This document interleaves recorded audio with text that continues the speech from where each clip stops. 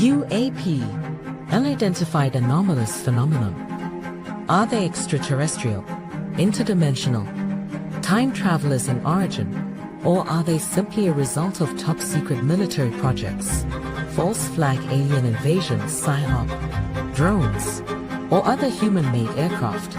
Join the discussion now on UAP Crossfire.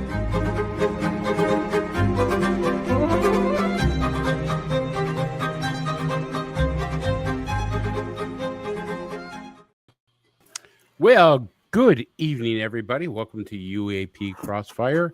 And we're just a big shout out to the greatest audience on the planet, as Commander Cobra would say, where we try to answer the biggest question in the universe. Are we alone? So let's introduce our co-host for tonight. And he's back, the silverback of ufology, Dandy Don Eckert. Hello, Dad. Welcome back. How you doing, Donnie. guys? How you doing? You're looking good. My God, and stuff. I wish I look as good as you do, but I don't. Yeah. And stuff. You Well, my feeling wife good? always says I'm better than nothing, so you know. Okay. What a way to introduce you, but we'll take it. And of course, our resident pilot, and he doesn't like to be called an expert, but let's say he's the most knowledgeable man on this planet when it comes to aviation, Commander Cobra. Hello, Good Commander. evening, sirs. Great to see you. Don, glad to see you're back with us in the saddle. Yeah, well, for a bit anyway. Yep. Okay, we'll take that. It's always good. Hey, just remember, you got to give us at least one of them sons of bitches tonight. Okay? I've missed it. Well, you And of know, course- originally why I'm here tonight. Okay. That's it. You want to leave after that? Go ahead. I got a load of disinformation the other day from Skywatcher. He said he wanted to do a special broadcast about the Israeli-Iran thing, okay? And since you, Chris, Commander Cobra, and myself are all military veterans, he wanted to do this special broadcast. So I said, fine. I thought he said Wednesday, so I called him yesterday. No, it's tomorrow night. But this is a regular UAP show. So we'll see where it goes. Well, if they... Don, you weren't here last. Don't you wheedle, Skywatcher. I know damn well what you said to me. You weren't here last week, but they were talking about the India thing that happened, and then all of a sudden, while we're live with John, your guest tonight, all the proverbial, could I just say it? Might as well. Shit hit the fan. So I know I'm in trouble, but that's what happens. But in the event something goes down, I'm sure you guys are on standby. Always. There you yeah, go. I guess. And I don't think anything's going to happen tonight because he said he's not going to make a decision for 2 weeks. And with the four of you, also, John Burroughs has agreed to participate, I believe. I don't want to get too ahead of myself. If that event happens, John will also be joining us, hopefully. Excellent. Okay, good. And Commander, I got to ask, is that background anything Yeah, going so on? that's the solution right there, folks.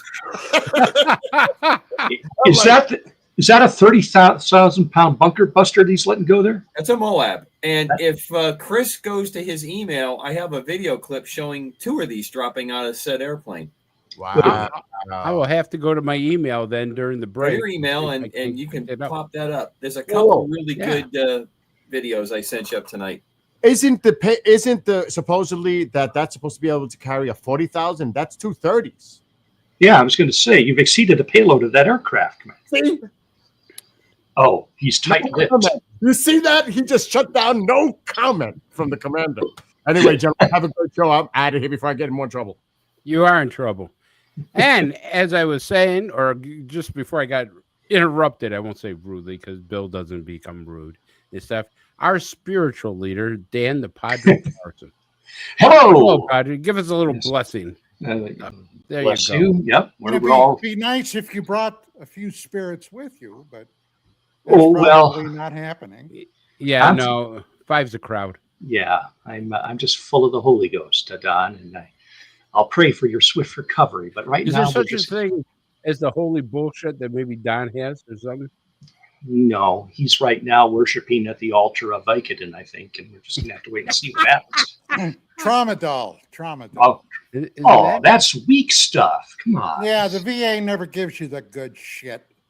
Yeah, and stuff. But anyways, listen. So tonight is part 2 with our great guest John Burroughs, and as you know, John is a retired U.S. Air Force person. He was the primary witness to the Rendlesham Forest incident. He's probably one of the most knowledgeable guys I got. That's what's going on in the world today, not only in ufology, but the military, what's going on overseas. I've had a lot of talks with John, and the more I talk to him, the more I get respected. So, Bill, bring on John Burroughs. Hello, John. How are you? You're muted, John. Yeah, Unmute. Sorry, no. There you go. There we go. Welcome. welcome. Good to be here. All right. Well, listen, I'm going to start out the conversation with the Wall Street Journal because that's what we were going to talk about last week. And because everything was happening in the Middle East, we thought all hell was going to break loose. And, it did for a little bit, but, we're just kind of waiting to see what the next round that goes on.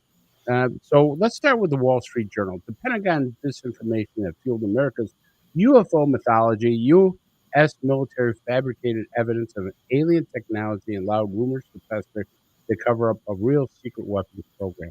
So basically, the Wall Street Journal is saying the U.S. government is full of it. All this stuff that we've been talking about is mostly garbage, and it's really to protect special ops programs that Don Eckert has been talking about since I've known Don. He's been talking about special access programs. And so they came on to say, hey, since the Roswell crash, we've been fooling you. We put out phony pictures, phony information, and et cetera, et cetera, et cetera. And you guys fell for it. So, John, let's start off with that.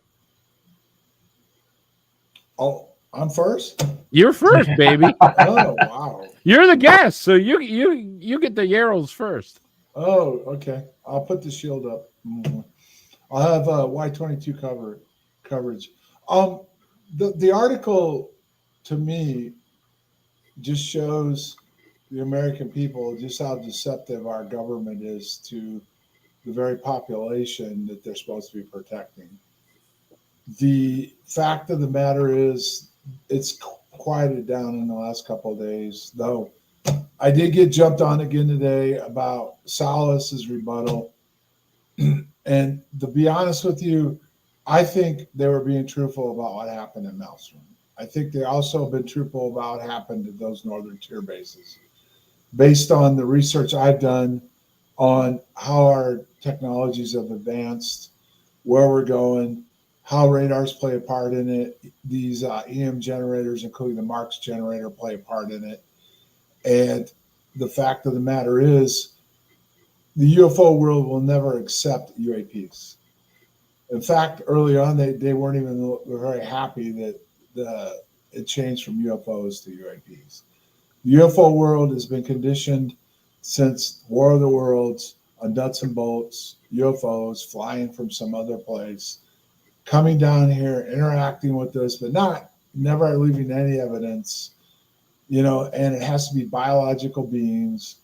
And anytime you talk about anything different or any other possibilities, you get attacked unmercifully from the UFO side of things, to include the guy that actually started all this and is in the middle of it now, but he stayed kind of quiet. His name still comes up, is you have to say Jacques Vallée was the guy that championed the fact of what UAPs probably are and how they're different than UFOs that we've been conditioned to believe are here.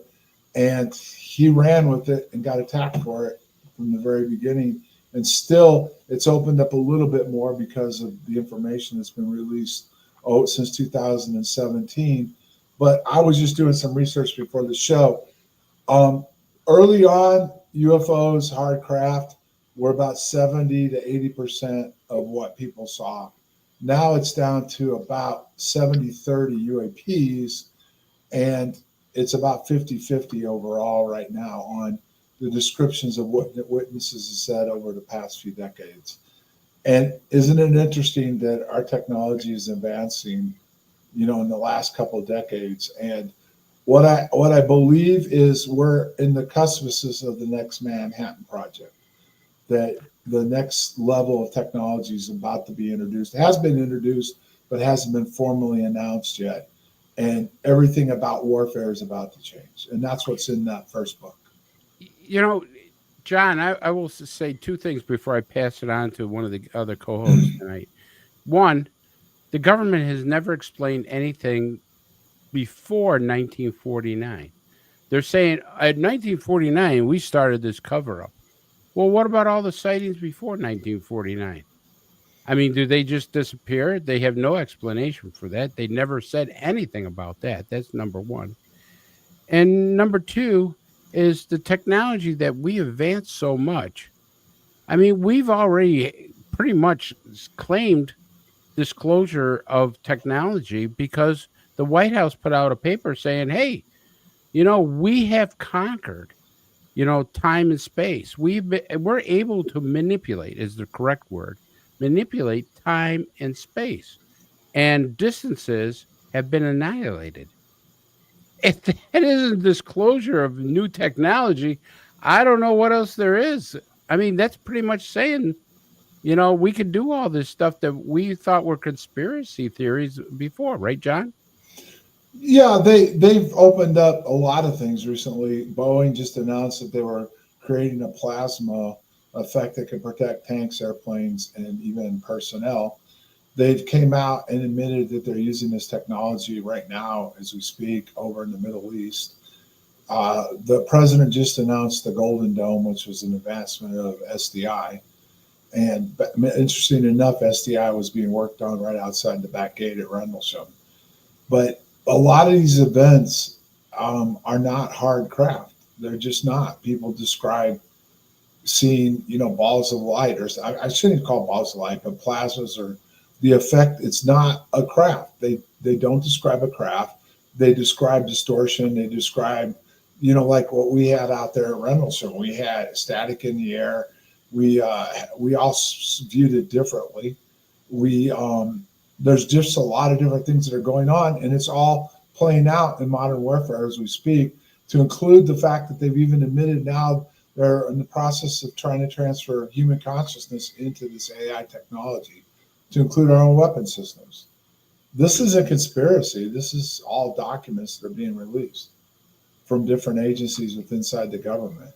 And yet we still have this big argument about, are we being visited from reptilians, from Zeta Reticuli? And I just think it's ridiculous. And even one of Salas's main things about how the system got shut down, he said, well, we brought it back up in 72 hours. If we'd have done it, we'd have fried the system. Wait a minute, alien technology, we figure out how to overcome alien technology in 72 hours, but we can't protect our own system from a test. I mean, the logic behind this is everybody's so ingrained in UFO world about what a UFO is, which if you go back to Mirage Man in 2013, the same guys now that are testifying in front of Congress saying, well, it's possibly real, they were admitting back in 2013 in the Mirage Man documentary book that the government was using the UFO thing to cover up what our technology advances are. But seemingly enough, none of these guys will ever admit how we advanced so far in technology so fast. Yeah, and as Don has mentioned before, special access programs, we'll never see them. I mean, they are so well hidden and so deep that probably the president doesn't have knowledge of some of them. So I go to Dan first. Dan, the Wall Street Journal puts out this article, says that ufology has got it all wrong because we've been feeding you a whole bunch of, lies and deceptions, and we left pictures of UFOs at a bar near Area 51, so you thought this whole malarkey was going on. But they don't explain anything before 1949. They don't explain anything about what the White House has put out and said. So what's your feelings on this, and what do you have for John? Well, I think that it has always been my view that at least some of what people are seeing are experimental aircraft. And I think that all of us here on the panel would acknowledge that some of what is being reported is advanced military technology being tested or whatever. But there are several questions that still remain among UFO experiencers, and that I would point immediately to abductions. How do they address people having these experiences, being taken often violently out of their homes at night, have criminal assault done to their bodies, and then returned? If this is a government doing this, they have a lot to answer for in terms of criminal conduct against its citizens. But John, what do you think about that with the experiencers? Well, first of all, you have to go back and start digging into the manipulation of the mind, which Condon report talks about. Other reports have come out. What they believe they experienced may not be what they experienced. And what I mean is something happened to them, but exactly what was it? Do they even remember correctly? I mean, you could go back to where you go to a crash site, Commander, right? You got 10 people witness something happening, even an airplane crash or something, and each person has a different perspective of what they saw. Sure. And that's without even being affected by, let's say, whatever is affecting them, whether it's government or us. And as far as the government, it's out of control, Padre. It's always been out of control. They've never been truthful. They just had a better way of controlling it because the press is involved now, where we have all social media and everything. And you have a lot of people that can get their voice out that couldn't before. But ultimately, you could go to almost every event that has happened, and what's really happening is not what you're being told, including what's going on right now in the Middle East. I guarantee, Commander, you tell me you've been over there. What do we know? About 5% of what's really going on, and about 98% of what these experts are talking about will be proven wrong. Well, on that particular vein, John, I would say that the same thing that you are putting forward, and I'm in agreement in a lot of areas, is exactly the same thing that's happening in the same methodology that you have in the Middle East.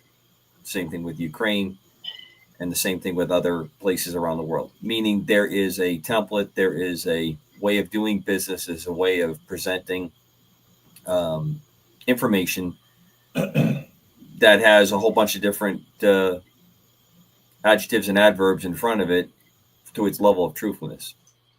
You're correct. We're not going to know a lot of stuff. Part of that reason, drummed into all of us at some point in our life, was, and it's true, people's lives hang on the balance of not giving away things. But that's also convenient. It's also convenient to put things in. I mean, if you watched in the last 24 hours, the Iranians are putting out, for them, actually pretty decent graphics showing that the hospital has a whole bunch of tanks and military vehicles under it. And that was a shot at Israel when Israel uncovered the Hamas command headquarters underneath the various hospitals in Gaza.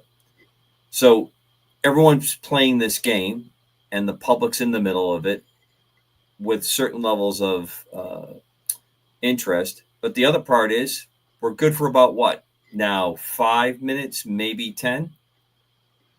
On the phone, you're going through in 5 to 10 minutes. How many swipes does the average person go through just reading the headlines and not actually the story?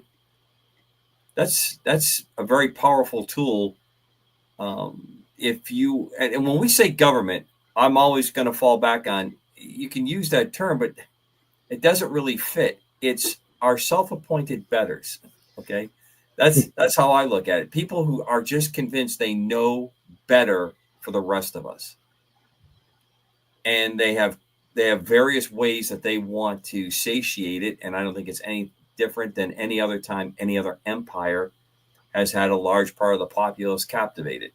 The Greeks did it, the Persians did it, the Romans have done it. Obviously, the Nazis did it, with their people. It's very easy to fall into that kind of methodology.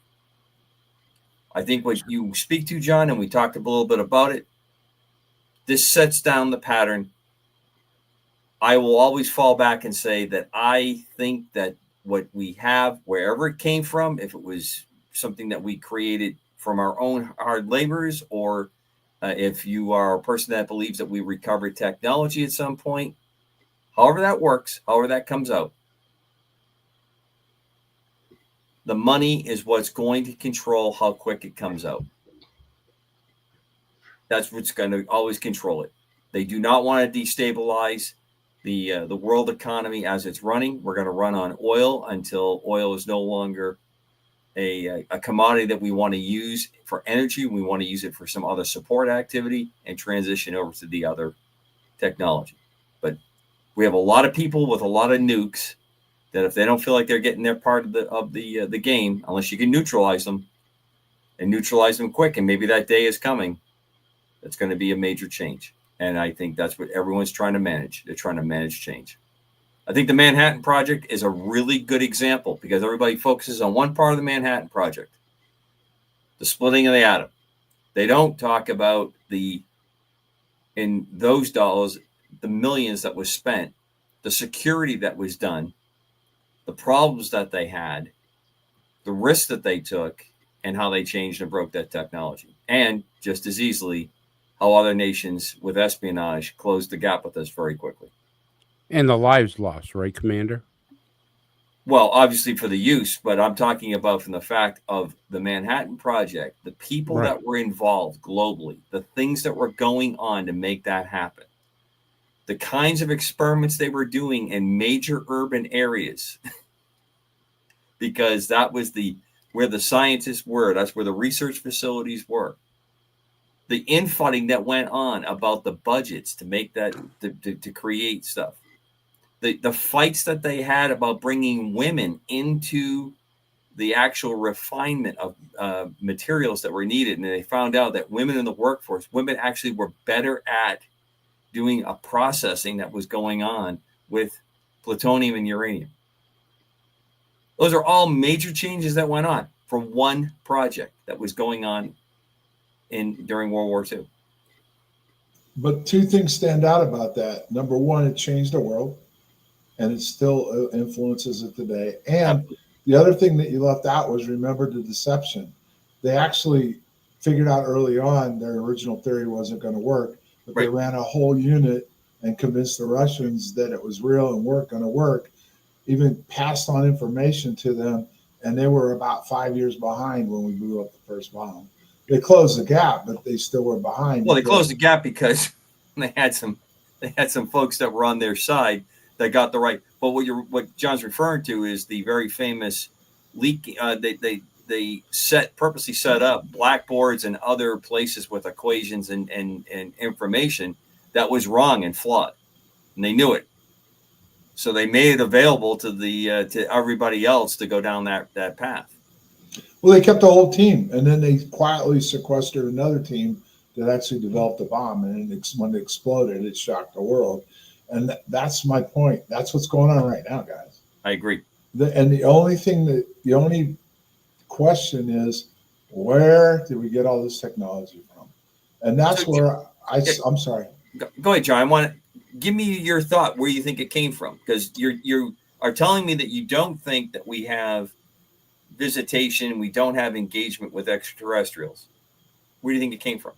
I think we have visitation. I think it's UAP. And within those 38 papers, which I've said forever, which I'm breaking them down individually one by one now, is the answer.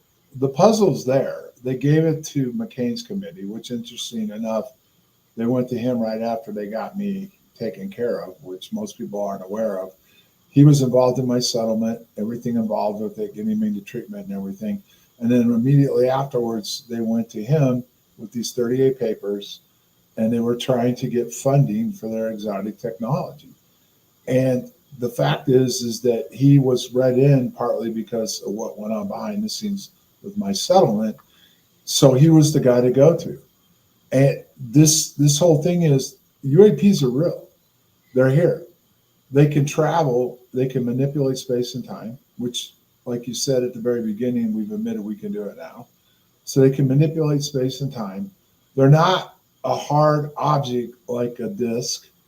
They can traverse and do things everything that we claim we don't have still, including what the pilots claim they saw in 5 and 15.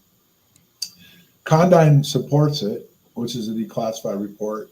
I saw the 38 papers before they got sent to McCain, and I guess they were still classified, at least confidential, until a FOIA got them released. But the answers are partly what we're dealing with, and what this group is attacking has to do with the UAPs and what Jacques Vallée's looked at and everything else.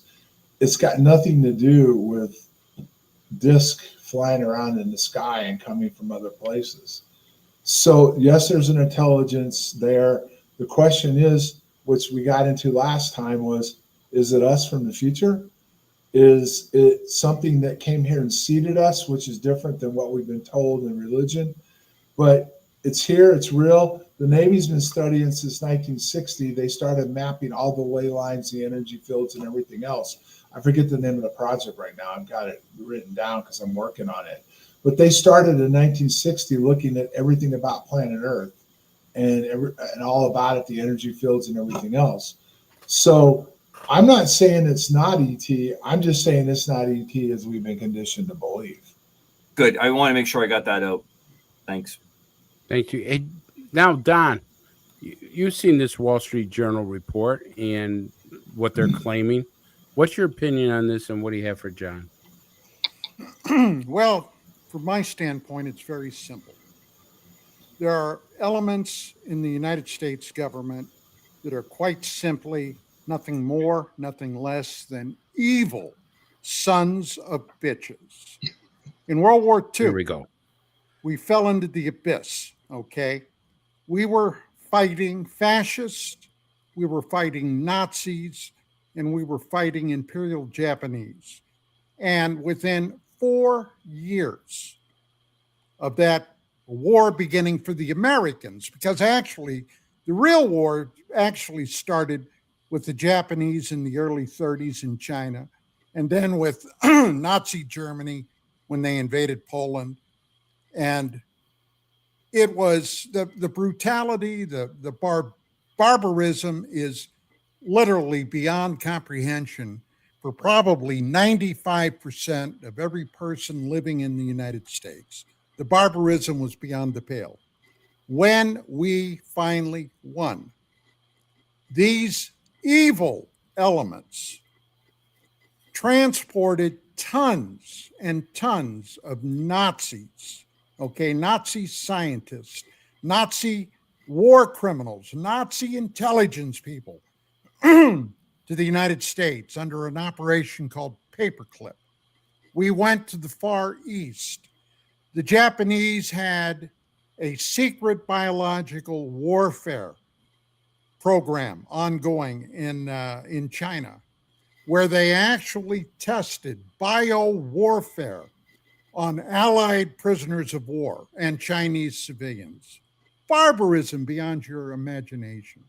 We brought those Japanese over here. Now, why do we do all this? Well, the real fear at that point was the Soviet Union, the communist in Russia. Now, today, people have no conception of what the communists were actually doing. In the 30s, under Joseph Stalin, the Soviet Union had a program where they were trying to destroy the economy of the United States by printing untold millions and millions of dollars of bogus US currency bills. This was something that was pretty much covered up. In 1941, when the Nazis invaded the Soviet Union, okay, suddenly Joe Stalin, the dictator and mass murderer in the Soviet Union, became dear old Uncle Joe. And we were buddies with Joe until the war was over. But at the end of the war, they knew, they being the elements within the US government, there was an absolutely excellent chance that the Soviet Union, which had all their tank armies, their troops, everything, were ready to go into Western Europe. That's when the Cold War started. So what did our guys do? They started things like a program called MK Ultra. John Burroughs mentioned mind control and mind manipulation. That's exactly what they were doing. But over here, they were experimenting on American citizens without their knowledge. They were dosing people with LSD to see what would happen. This is before anybody even knew what in the hell LSD was. This went on through the 50s, the 60s, the 70s. Now, when my wife and I were publishing UFO Magazine, we covered all of that over the years, and it was terrifying. Some of the things that we uncovered and we reported on in the pages of that magazine. And today, listening to what the Wall Street Journal had to say, well, gentlemen, all I can say is that's total and absolute bullshit. And I'll tell you why. In 1947, at the end of June, the first part of July, is when the Roswell event, whatever in the hell the Roswell event was, happened. Now, remember, just a little over 2 years prior to that, we were in the tail end of the Second World War, the largest war in all of human knowledge that we're aware of. Now, prehistory, who knows? There's a lot of evidence to suggest something horrible happened back then. But we're talking about what we know today. And a couple of things happened that told me and my sweet little military mind that things ain't right in Denmark. Something stinks. And what was that? Well, even at the height of the Second World War, with the Manhattan Project, arguably one of the most secret projects in human history, where we went from zero to light speed in developing nuclear weapons. All right. Literally, beginning of World War II, people were still riding cavalry on horses into battle. A little over 4 years later, we're unleashing nuclear fire.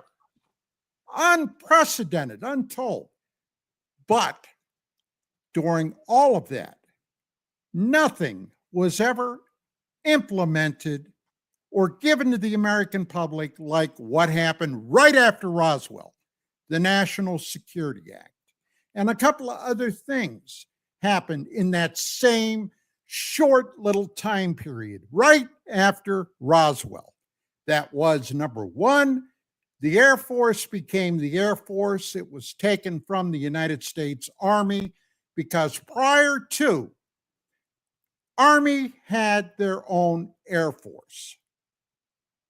And the second thing was, even at the height of World War II, we had a secret intelligence organization called the OSS, the Office of Strategic Services.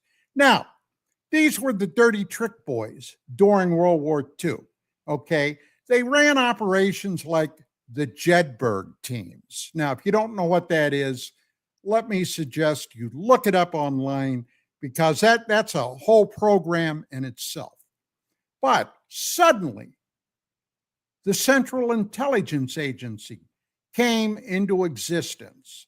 So you had the Air Force, the United States Air Force, taken away from the Army. You had the Central Intelligence Agency, and finally, the National Security Act. Now, what is the National Security Act?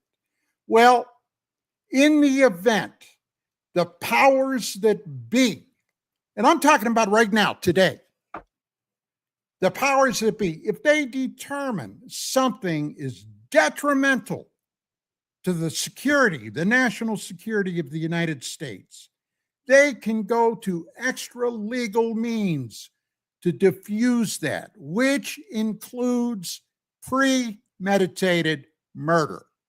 Okay?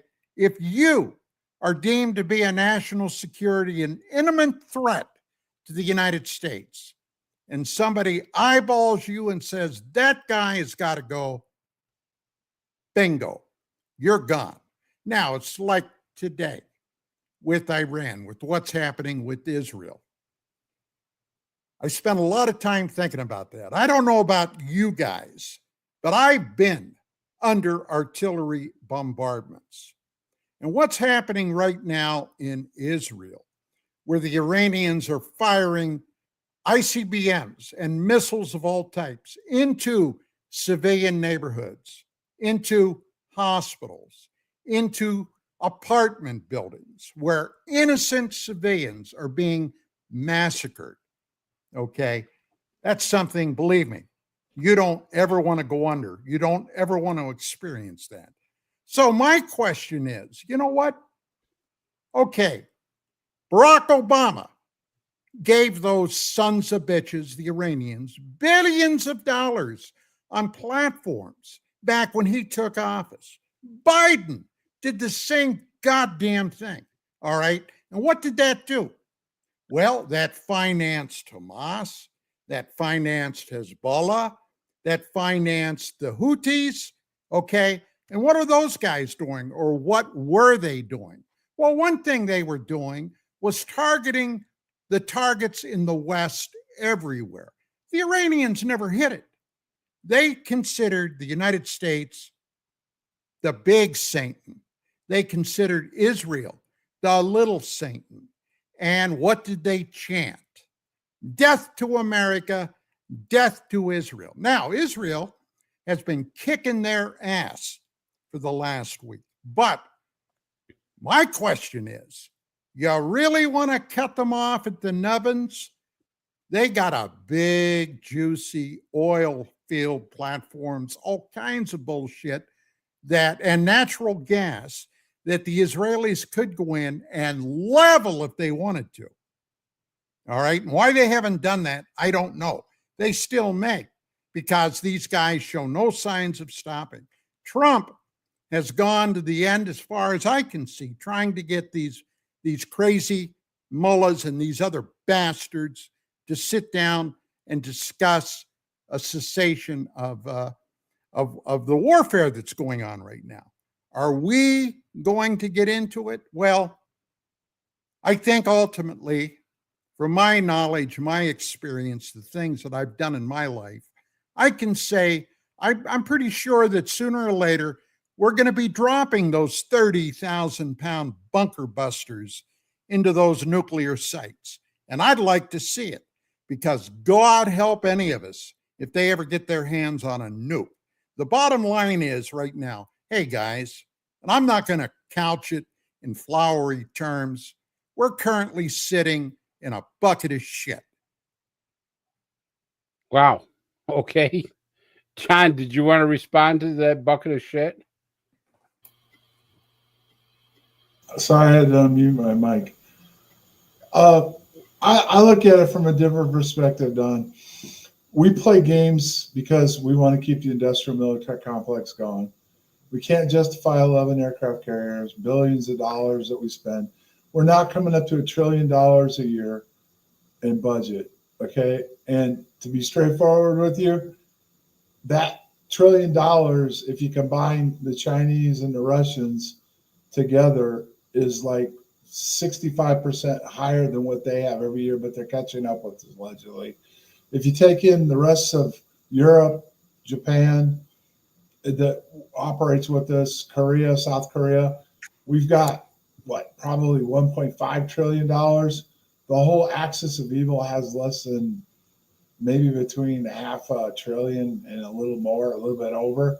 And yet we're always behind, supposedly. We always need more.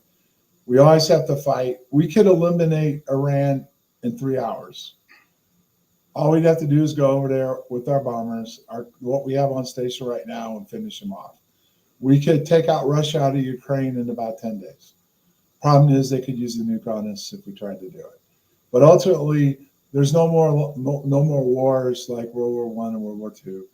Korea started it, Vietnam expanded it, and then the 2 wars in the Middle East were like the cherry on the top. We don't have an army to fight a war like we did in World War I and World War II.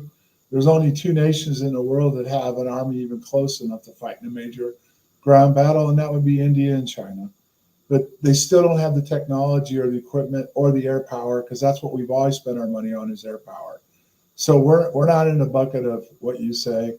We could handle things in a matter of days if we wanted to. But my basic concept is we wouldn't have all the industrial military stuff, the fear in the world, if we did. Because then we'd have to go to peace. And nobody in power wants peace, because then they lose control of the masses. That's how I look at it. John, there's one thing you said that it hits home. You said that we don't get the whole story, and that's the same thing what the Wall Street Journal has said. And what irks me about this article about the Wall Street Journal is that the lack of transparency to the politicians, to Congress. We had these hearings that everybody was on the edge of their seat, listening to these hearings, waiting to say, "Oh my God, we're going to get disclosure." And I agree with Don. I don't think we're ever going to see full disclosure. It's just not going to happen. I think. I mean, people are saying, "Well, Trump will do it."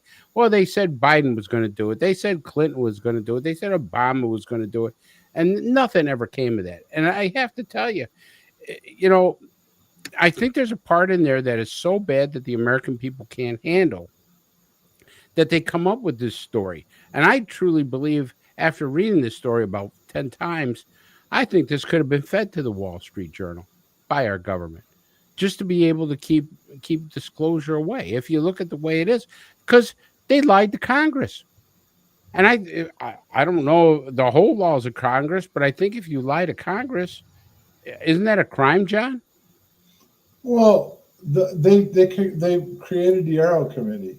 It was just the next Project Blue Book, and they interviewed certain people. The interesting thing was early on they weren't going to look at anything. Commander, I don't remember how far they weren't going to go very far back, were they? No, I think it was something like mid 60s to basically where Blue Book kind of started to shut down, looked like where they were wanting to pick up. Right. And then on the official track. And then some reason they went back to Salas's event. So right. I mean, the thing is that the whole government, but see, the problem is, this is what I got a problem with, Chris. The people that are up there claiming we're going to get disclosure are lying. They know we're not going to get disclosure. I'm not talking about the Congress people. I'm talking about Mellon, Elizondo, Putoff, all those guys that have been up there. Okay, they know we're not going to get disclosure. Agreed. Because they were in those positions allegedly, and I say allegedly because we've never seen any proof what Elizondo really did.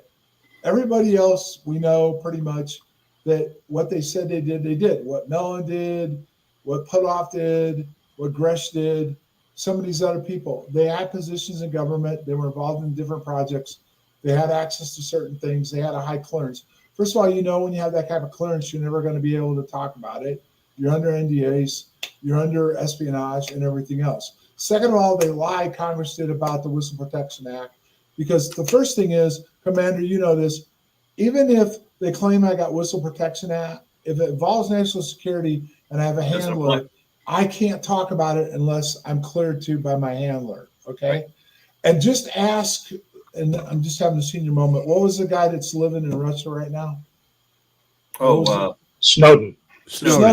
He came out with legitimate stuff that we were being spied on, but he didn't have any permission to do it. The Whistleblower Act didn't protect him, and now he's in a communist country, and we haven't heard from him a long time.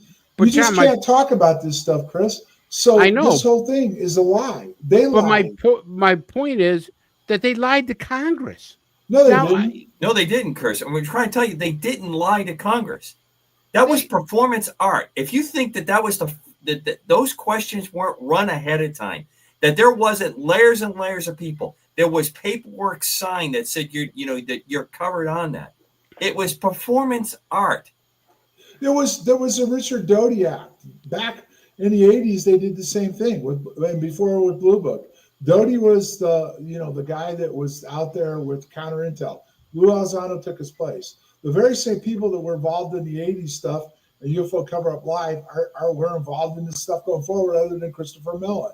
Okay, so the point being is, and they never lied because they never were under oath. And when they did go under oath, they just said they couldn't talk about certain things. They had to go behind closed doors. Okay, so everything of value went behind closed doors, and Congress is jumping up and down saying they want the truth. Whatever they get told behind closed doors, they don't talk about that. So this whole thing from 17, it did get the public more interested in it. It did get the press to start taking it more seriously. But the whole thing was disingenuous from the beginning. Now, that doesn't mean everybody involved was disingenuous. I think there's people that really believe we were going to get disclosure. but we're not going to get it. And Robert Bigelow was the guy that got the money in the first place, that was behind the Dirts papers and a lot of this stuff, said way back with George Knapp, we're going to get confirmation, we're not going to get disclosure. Confirmation is there's something going on. There's something out there. It's here. It's interacting with humanity, and that's as far as we're going to go. And ultimately, he's in the aerospace business. All these guys are involved in government contract work. They all want their money. Gary Nolan came into this. He holds how many patents right now for exotic technology in that group? They're running a scam down there in Texas, in my opinion, where this guy can go down there under Skywatcher and call the aliens in, because they've got called on it twice, and it was actually, they ID'd it as satellites and stuff. You can go out there and make people believe something's flying around because you know the patterns and what's going on. But there's never going to be disclosure. So I think the actual honesty about the Wall Street Journal report was they were being somewhat honest. Because the Rendlesham case, which most people don't know, but it's documented, less than 2 nights later, they had people downtown from the Air Force Base talking to the people that were doing what MUFON does here, telling them that UFOs landed at RAF Bentwaters. Well, And the UFO story came out 2 nights later. All right, so we have John, a question. That's a good segue from the discussion group on Rendlesham. Skywatch, you put it up. Yeah, John, after all these years, what part of Rendlesham Forest incidents still keeps you up at night? Something that you either can't explain or that you feel the public still doesn't fully understand? The public doesn't understand that what was going on outside the back gate, and the fact that they seem to poo-poo this, and then even people that get involved in these incidents say whatever we saw couldn't be our stuff, or we have no control over it, and that's not true. So ultimately, we're developing this exotic technology that's going to change warfare and the effects on the American people and the world, including it could involve religion and it could involve everything else, because they're ultimately upgrading constantly the EM technology, the 5G, and everything else. And even Elizondo said I always wondered why at first he brought in Havana syndrome, but if you look at the Havana syndrome, it was EM technology. So it all comes down to frequencies and the manipulation of the mind. And just look at the last big event we just had with COVID. People lost their minds. Oh, yeah. We're easily controlled, and they don't want to believe what's possible. And I blame the UFO world for the same thing. They don't want to believe what is or couldn't be. They have been conditioned forever, and they keep talking about how, it's nuts and bolts ufology, and it's not. It's a combination of a lot of different things, and they want to completely say anything that's said that doesn't fit their narrative is a lie. And I firmly stand by part of what was in that Wall Street Journal article was truthful. They've used the UFO cover to cover technology advancements. Some of the stuff that's happened clearly was us doing it. But what they don't answer, what these guys that are coming forward with all this information won't answer, is how have we actually advanced? And the other thing is, even Grish, when he testified, provided no evidence. People are sick and tired of trust me, bro. I don't think they trust anymore. They don't. I don't trust the government anymore. That was the goal, period. What do you believe anymore? What do you believe? I mean, they're slowly just totally and completely tearing apart our belief system and what we could trust and what we believe. You had the hearings, the congressional hearings, and I could go to this where Kilpatrick going to the Senate hearings, and he says there's absolutely no proof that I've seen of UFO extraterrestrials visiting us. He said that Senator Gillibrand. I watched it, and I said, here's the guy Arrow, where he's getting all this information, and he says all the information he has nothing there that shows extraterrestrials have visited us. However, what the Wall Street Journal article says is that he did uncover special access programs while investigating this there. And by George, he's gone.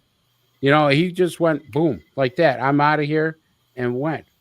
And I'm going to ask now, Dan, what do you think of all these congressional hearings we had? And then also Kilpatrick, catching a special access program that he's not allowed to talk about. Of course, I mean, obviously that, you can't argue that part, but then he leaves unexpectedly, out of that program. But I think he's still being taken care of. I think he still has a pretty good job. I think he still is making a pretty decent income wherever he's going sure right now. I think at the minimum, he is Yeah. very well taken care of. Very well taken care Very of. fair statement that you can make. Yeah. I have a question for you, John. In fact, I have a whole page of them here, but Okay. I'll start with this one because I think it goes right back to what you opened the show with. Your contention is that these are not nuts and bolts. Setting aside the military experiments, the UAP are not nuts and bolts craft. You have not always believed that, right? I mean, back when Rendlesham first happened, weren't you a nuts and bolts guy? And I think for some of the people in UFO world, it might help to know what was it that brought you from nuts and bolts to energy fields and plasma and so forth. I never was a nuts and bolts guy. You weren't? Okay. No, you can go back to Jenny Randall's, and when I met with her when she was in Arizona, and I told her about what I believed took place and what I saw. But the thing is nuts and bolts is going back to the War of the Worlds is how we've been conditioned to believe in what UFOs are. Look at all the TV shows. They're here. They're bugs. They're this. They're that. Yeah. They're going to eat us. They Yeah. come in these craft. They hover over our cities. What was the one? It was the 4th of July one, Independence Day. Independence Day. Yeah. They have to be biological. Well, I can't rule out 100% that everything that's been seen over history hasn't had something to do with different types of possibilities.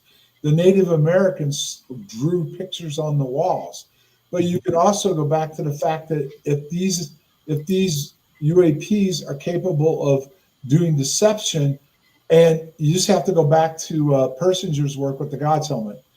They can manipulate the mind. They took people and they put the helmet on the people. 8 out of 10 thought they saw God. Oh, what did he say? They just the test. They tested these people. They manipulated their mind, and they asked them when they came out of the test, describe what you thought you saw. They thought they interacted with God. Okay, but the point is that if you have this type of an intelligence out there, which Condign admits is real, and it's never been given any serious consideration.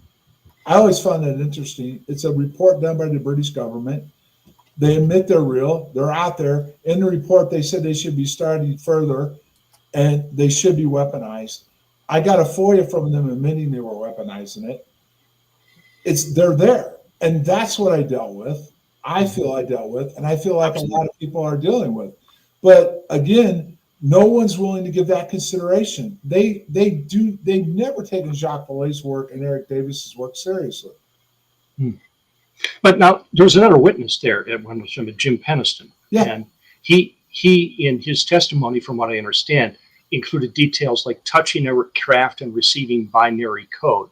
From what I understand, upstanding guy, and he recalls it differently than you do. How do you explain that discrepancy? Well, first of all, you go back to Condign and how all three of us saw it differently from that night we were out there. Second of all, I was out in Sedona and I had an event take place and there were triangular objects in the sky. Okay. The point is, if this intelligence is able to shift shape or whatever you want to call it and throw effects, use time dilation, which is what we're working towards, manipulating time and space. Okay. It's going in our weapon systems. Then it can affect you, like I said with the God's helmet, Padre. You go in close to something like this and it manipulates your mind. He very well may believe he touched something. Maybe he did, maybe he didn't. When he interacted with this, he may or may not have had a download because there's questions about whether he did or not, or he's been truthful about all this. Okay. But the interesting thing is he claims 100% that it's something from the future. And even in the future where it came from, we still haven't had first contact.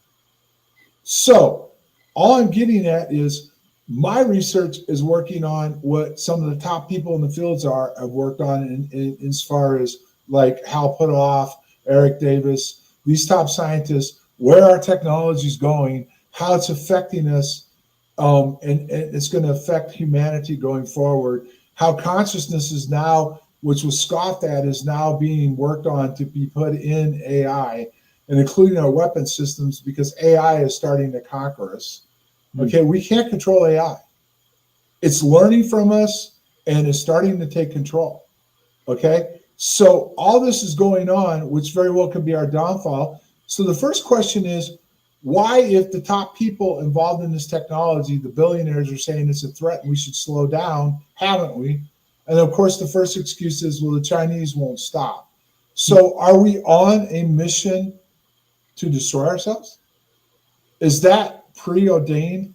Is this, are we at the, we're at the best we can ever be, and then artificial intelligence is going to take over and eventually destroy us? And why would we want to do that in the first place? Never mind, what is this intelligence and how is it playing a factor in all of our technology and in AI itself, which is becoming a dominating force on top of everything else? Well, J. Allen Hynek's son says that's where we're going, that we are going to evolve into non-corporeal intelligence. Right, we're going to lose the container. We're no longer going to be physical, biological. It's our consciousness in the energy field, which is exactly what my hypnosis said back in 1988. We're jumping, gentlemen. We're at the end of the first hour. We are. And you know what? Let's open up the next hour with Maelstrom, because I know you had a lot to say about Maelstrom, John, about that technology that happened back there with Solace and everything. All right, folks, we'll be back after a few short messages with John Burroughs. I'll see you on the flip side.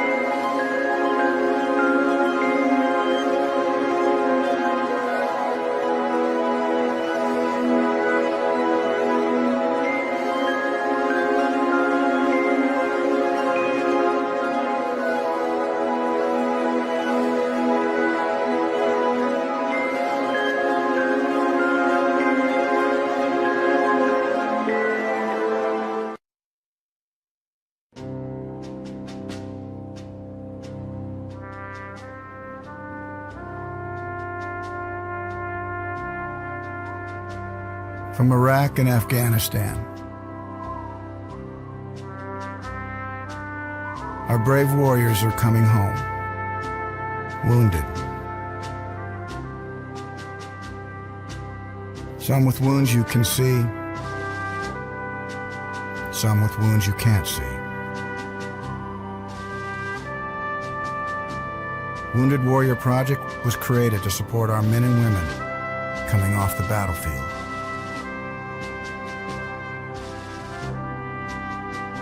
Please help carry these warriors the rest of the way home. Get involved at woundedwarriorproject.org.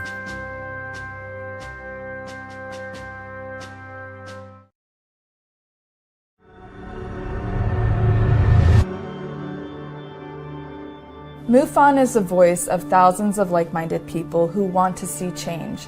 We speak up against UFO secrecy. We engage governments and agencies around the world on the topic. We share information with the public through our journal, website, newsletter, social media, and even our own TV channel. When you join MUFON, you add your voice to the cause.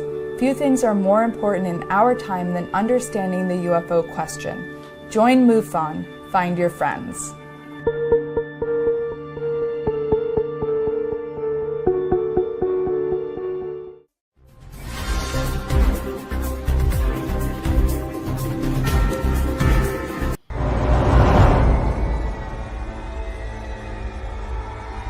Rendlesham. Signals from the Threshold. The Hidden Race for UAP Technology by John Burroughs and Toby Martinez. Kindle and paperback versions available now on Amazon. Audiobook coming soon. To read a free chapter, visit www.warintheshadows.com.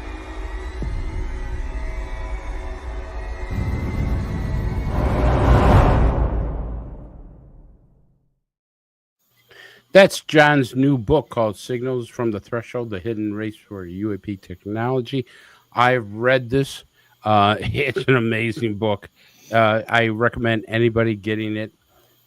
You'll see some great writing from it, and you'll see amazing stories about advanced technology and radar and everything that John is known is put in there with the help of Toby. Excellent book. So if you get a chance, Signals from the Threshold, The Hidden Race of UAP Technology. John. Chris, aren't you going to talk about that at MoveOn coming up? That was a press release today that you're going to talk about all that at the MoveOn conference coming up. No, I think it was somebody named DIPERN. I already have tickets for it, John. Oh dear. Do you? Okay. Do us well, Chris, when you get up there and talk about this. You know what I mean? Are you going to be at the MoveOn conference? Yeah, I'm going to be there, and I'm actually the head of training for the field investigators training, but I am not giving, folks, I am not giving a lecture, okay? I'm going to be at the bar. But how did if you want to hear anything what I got to say, you got to go to the bar. But here's my question. Here's my question on deception. How did that press release come out? That was officially released by MoveOn.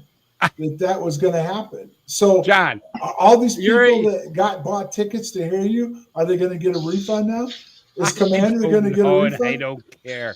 Listen, I'll refund. I think Chris is going to have to buy rounds at the bar for all the disappointed people. Heck, it's a 4-hour drive. Maybe I'll come over if he's going to buy. Hey, Don, you got to help me here. What do you want me to do? Well, just call him a son of a bitch or something. It was an official release from MoveOn. It was a press release. I know. Breaking news. Chris Levino is going to talk about EAP technology or EMP technology. But all I ever needed to know from MoveOn, I learned from Walt Andrus back in 1989. I got a question. I got a question for Padre. Okay. Yeah. Okay. Yeah, go ahead. This is me throwing something back in your lap. All right. Sure. All right. Do you believe we deserve to know if we're not alone or not, as far as if the implications would shake up the religion world? Do you believe it's possible that we haven't been told the truth? And what I mean by the truth, not we've been lied to completely, but there's been manipulation within religion and how we came to be on planet Earth. And would it be helpful or hurtful if it's possibly true? Would it not cause a big problem? No, it wouldn't. And I'll tell you why. You have two things when we're dealing with this topic. You have religion, and that is structures put together by people. You have hierarchies and organizations with self-interests. And then you have those who have had a personal encounter with Jesus Christ, who has transformed their lives, who speak with him on a daily basis, who are guided by his Holy Spirit, and are totally unafraid because we already know the truth. We're not alone. That's what's been going on throughout all of history. We are seeing a non-human intelligence interact with the human species. Okay, Bible pretty much covers that. We're seeing a war going on between elements in this unseen world. One side has nefarious interest for us. The other wants to help us. And okay, see that in the Bible. So I'm perfectly at peace with whatever comes out because I know what I believe. I know what I've experienced, and nothing can take that from me. But how many people are like you, though? We're talking about, see, that was one of the things that was discussed very early on by the commander. Everything that comes out of government shapes society economically and everything else. And it doesn't take much. Just look at what happened with, COVID to totally throw everything into chaos. So John, let me jump on real quick. Bring up a really good point. COVID. What did the government do? Strip joints, liquor stores, gambling facilities open, churches closed. Mhm. Interesting that you draw that parallel, because I'm going to say that I think people of faith, people that have faith, are smart enough to realize the flaws of the man-created structure that the Padre is talking about, and have connected up with what they have in a faith-based system, what they understand to be God. okay, but so how many people are on the planet right now? How many billions? 8 billion. Okay. How many people of those 8 billion are like you? You know, that's a good point. The Bible specifically says, many are called, few are chosen. It says that in the end, not everybody who calls me Lord, Lord will enter the kingdom of heaven. Listen, I'm not going to argue at all that a tremendous amount of atrocities have been done in the name of the Christian faith, and also of the Islamic faith, and of the Hindu faith, and the Buddhist faith. I mean, everywhere you look, where people are involved, they're flawed.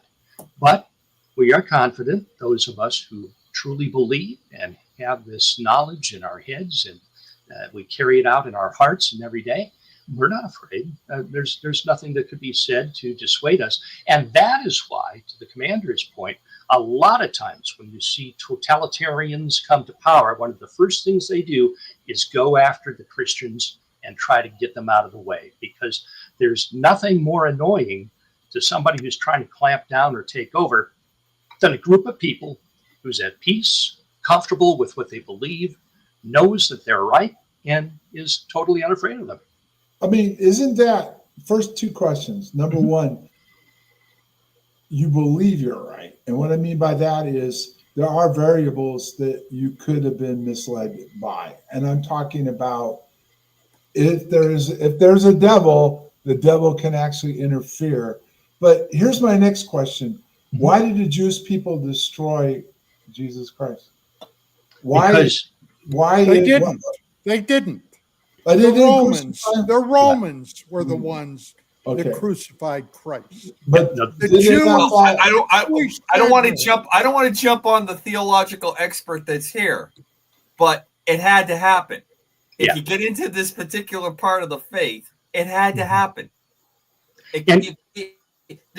All those people that did that or were involved had to play that part. Okay, but the point being is, where I'm trying to go with this, most people don't understand any of that.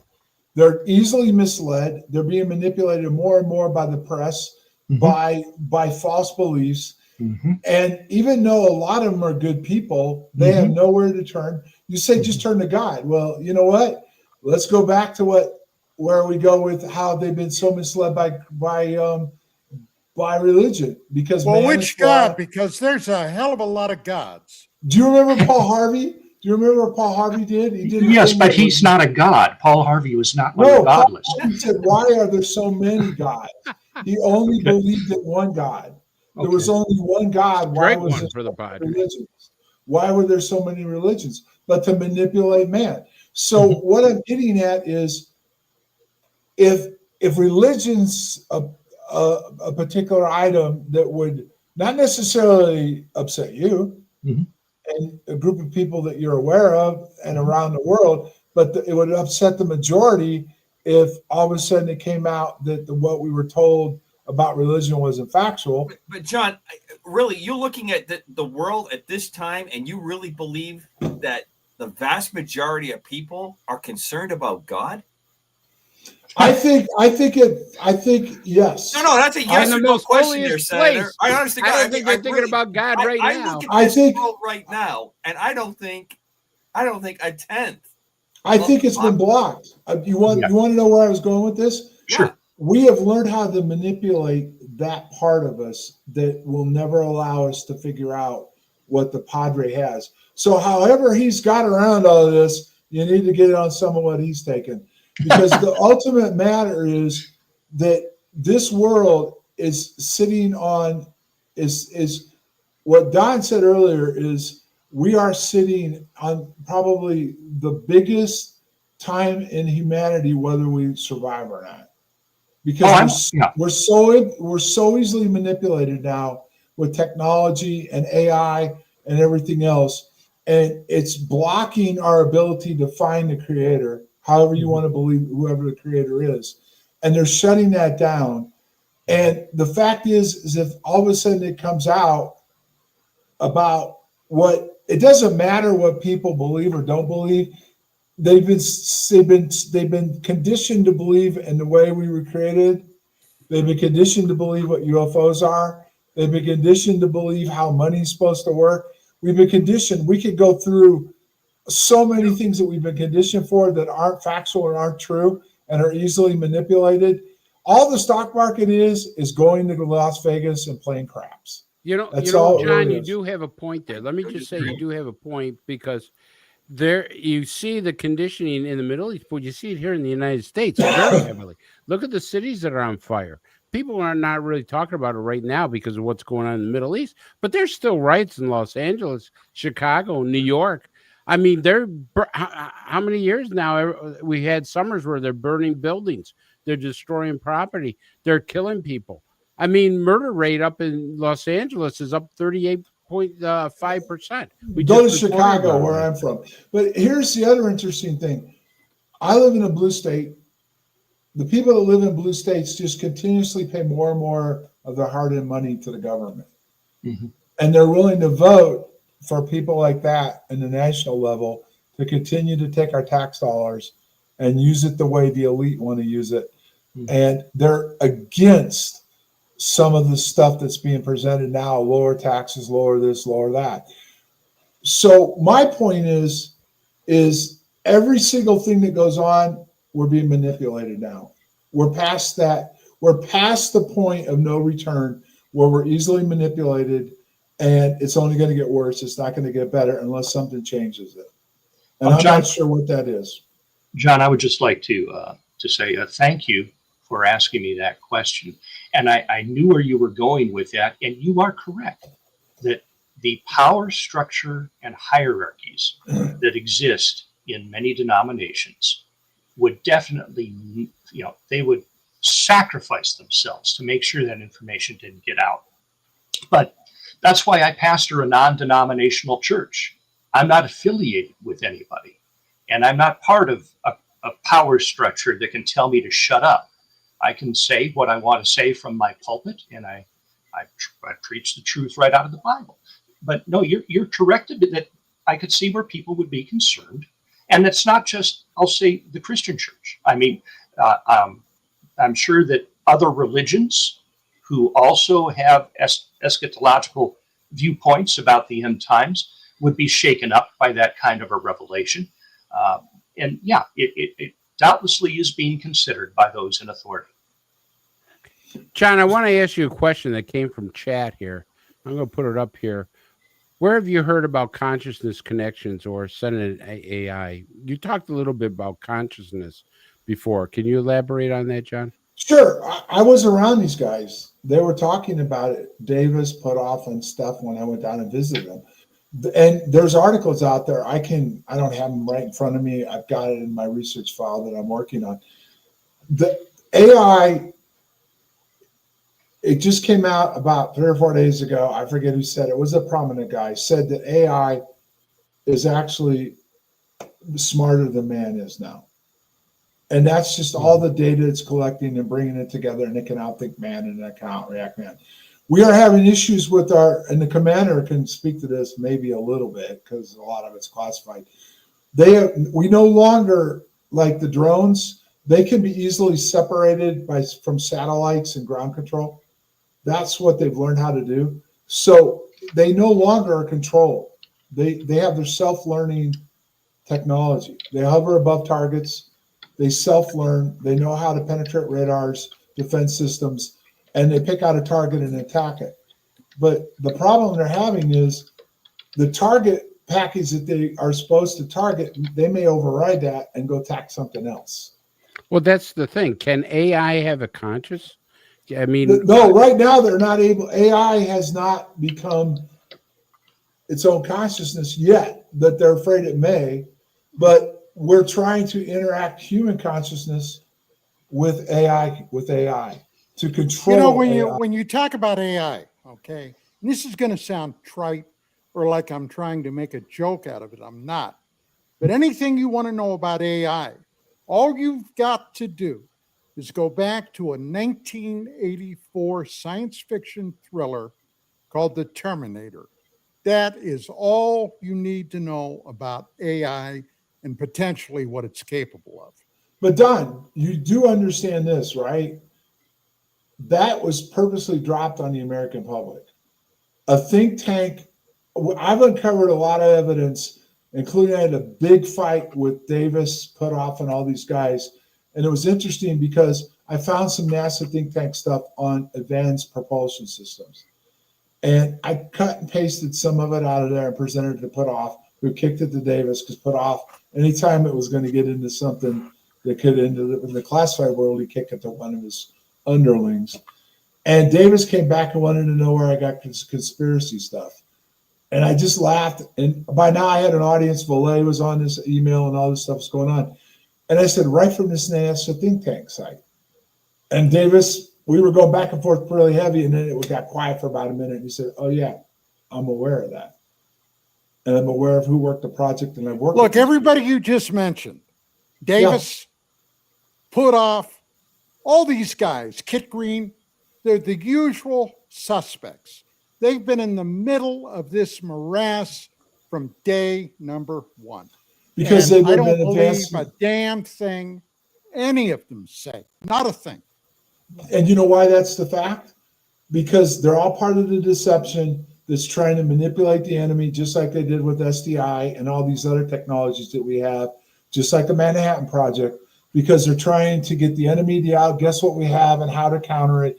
Just like Bearden discovered certain things that the Soviet Union was doing, and we tried to figure out how to counter it, which led to Project Stargate. There's a lot of money going back and forth wasted on which technology will work, which won't work. Meanwhile, they are uncovering certain technologies that work, but they're never going to openly talk about it because it goes under the SAP programs that's funding their lifestyle. And they're disingenuous when they go in front of Congress. There are betters, don't you know, John? There are betters. But you're right, they're in the middle of all this, but they are involved. Do you know who Andy Marshall is, Don? I'm sorry, say again? Do you know who Andy Marshall is? No. Okay, he ran the Office of Net Assessment for decades. You know who he is, right, Cobra? Yep.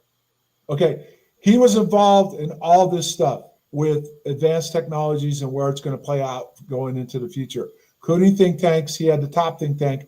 He wrote the Soviet doctrine, which brought the Soviet Union down.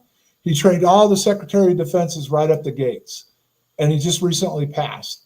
And it's in the book, and no one knows who Andy Marshall is. He went by Yoda, and yet no one even knows the net assessment, what they were involved in, what they were doing, what this guy did, who worked underneath him, what technologies they were looking at, what they were developing. They were even looking at what a UAP is and how to utilize it, and everything else. We're still stuck in bullets, conventional warfare, okay? And the world's about to see a major change because we can't afford it. What's a missile cost now, Commander? Each missile they fire to intercept this stuff. Millions of dollars. Yeah, we can't afford it. Even with just writing blank checks, we can't afford it much longer. We're going to have to go to this technology. The Israelis just talked about how they're shooting down these drones with lasers. Did you see the picture of that Italian soldier holding that gun, that EMP gun? That just leaked out. There's a lot of stuff changing right now, okay? And they're even hitting, the BBC just did an article a day ago, Padre, Yep. The BBC Science Division says we've been lied to about how we became to exist on planet Earth. Wow. So this is starting to happen. The problem is it's not going to phase you. No. But what's it going to do to the majority of society? Well, they'll have to make a choice. Are they going to believe or not the way I do, or otherwise? And sadly, I mean, the scripture says most of the world is going to go the other way. Most of them will fall in like good little soldiers, do as they're told, not rock the boat, and just follow the crowd. But you said you want some of what I'm on. For anyone who's watching, my email's on the screen. I'd love to talk to you about that. I did want to bring this up, though, and it's now shifting gears totally, but it has to do with something that's bothered me about the energy fields that supposedly we're putting around these aircraft that we're experimenting with, warp bubble. And this is for Commander or John to speak to this.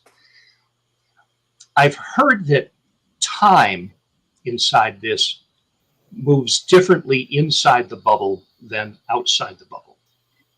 And I'm looking at it from an air defense parameter here. First, are we talking about something that is like a solid, let's call it, orb of energy that the craft or the person sits in, or is it a projected like bubble where it's nothing but air inside?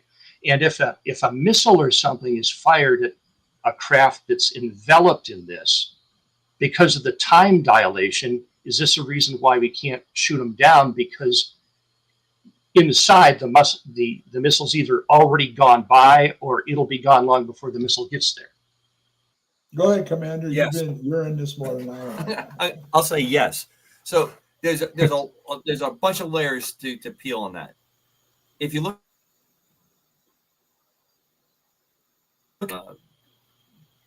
and it was wrapped, and that's wrapped in some kind of capability, you're going to have to still have air and other things going on for the engines to work. So when we talk about something being enveloped, often what I would say is that you're looking at something much more like the Tic Tac kind of vehicle, where it's no longer using curved aerodynamic airfoils to create lift and manipulate lift to overcome gravity. You're doing other things. Mm-hmm. But I will say this, even in the most low-end spectrum of where we operate 99% of our flight activities, there were experiments that proved that aircraft flying at their top speeds with identical clocks, one on the earth, one in flight, there was time shift. Okay, there was time shift. Very, very small shift, but there was noticeable time shift that was recorded on that. So the easy answer that I can give based on nothing that I've seen that I couldn't talk about because I don't work in those kinds of areas, what I see that's coming up is if you have, and this is one of the reasons I think that we haven't broke through because we have not quite mass produced, or it's going to be too disruptive and we don't have enough of it. You create, like people always say, well, I believe there was operators inside the Tic Tac. I don't think it was completely remote control. And this latest turn in the war proves that having a human operator in there, because on John and I break on the AI thing. AI is, in my world, being well oversold. And I'll give you a simple example why I don't think it's working that well. Maybe it's because what is on the top end isn't available to come out yet. But on the lower end, you can't have self-driving vehicles because they can't write enough code, even with the AI producing its own code, to know what to do when it drives into an intersection and someone walks up and puts their hand up like this. Because they have not been able to develop enough code lines in there and processing power in there to make it practical. Now, we may have broken that. Can I ask you a question, though? That's not being driven by quantum, is it? Well, no. Probably not, and that's my point. No. But quantum requires power sources that don't make it easy to put on there. So my point is, when you get into something like a Tic Tac and you have a plasma field around it, you're doing this. And it's, even if it's not manned, if it's remotely operated or if it's under AI sentient control, you still probably want to have something inside it that's going to do something. Either it's going to project some kind of an energy beam or it's going to drop ordnance, because dropping ordnance is still a very handy way to do business in this basically sticks and stones world that we're slowly crawling out of. And I agree with John that we're at that precipice. But everything we do, we tend to do to make it better for us to shoot a projectile of some kind, an explosive and a projectile. We create very intricate systems to do that better and better and better. And if you look at the spiritual and philosophical side of that, warfare, since its very inception, is designed to insert something foreign into the envelope of human existence. Whether it's a fast-flung sling stone, a spear, an arrow, a bullet, it's to break up the integrity of the human shell. And a lot of times it's phallic in nature, and you can get into the whole life-death thing with that. But that's a whole other layer, maybe for another show. To just kind of wrap the answer just a tiny bit. Yeah. If you are operating inside this, you would most likely not be detectable. That's one of the reasons you're going to expend that kind of energy. So if you're going to put a plasma field, you're going for speed so that you are not able to be targeted easily. Because if you can control speed, that means you can also slow down and then rapidly accelerate again, which again, we saw with the Tic Tac, right? All those things, hovering flight over the water, disrupting water, rapid movements, everything went around. But in my mind, the reason that we haven't mass produced that, very disruptive to the whole world. And I think our own best enemy, and I put quotes around the best, is that the military industrial complex doesn't want to move too fast because we don't know how we're going to stabilize it to the stuff that's still sitting around that is extremely destructive. We still have people that if they find out, there used to be a line used in a lot of movies and it was used, should we attack now before we get any weaker? Well, let me ask you all military guys how this works. Does the military industrial complex make its money mostly on sales or on the maintenance and upkeep after the sale of equipment? Neither. Explain, please. You make money by constantly getting input, tax dollars to keep creating stuff. That's how they're making money. Sure. Okay. When you get your infusion, let's say we put 150 million, a pitiful amount in today's world, because we're going to go do that.